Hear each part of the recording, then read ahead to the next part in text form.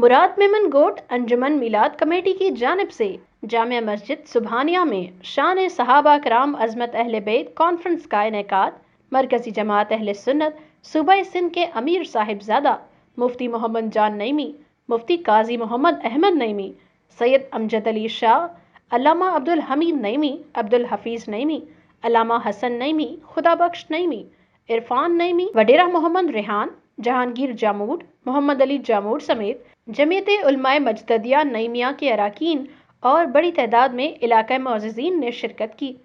جامعہ میں ناظرہ قرآن شریف مکمل کرنے والے طلباء کو سرٹیفکیٹ دیے گئے۔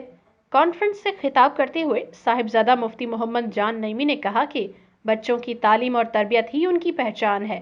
خوش نصیب ہے وہ والدین جو اپنے بچوں کو دنیا کے ساتھ دین کی تعلیم دلواتے ہیں۔ معاشرے میں بہتر ترتیب یافتہ مدارس کے بچوں کا شمار ہوتا ہے۔ سخت مالی مشکلات کے باوجود دینی مدارس چلانا کوئی آسان کام نہیں۔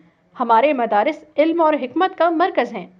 سندھ دھرتی بزرگ صوفیوں کی سرزمین ہے، جہاں سے ہمیشہ امن اور سلامتی کا درس دیا گیا ہے۔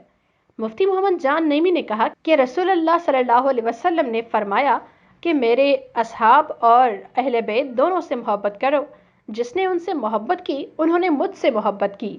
ہم تمام اصحاب اکرام اور اہل بیت کا ادب کرنے والے ہیں۔ صحابہ اکرام کی تعلیمات پر عمل پیرا ہو کر ہم محبت اہل بیت کا حق ادا کر سکتے ہیں۔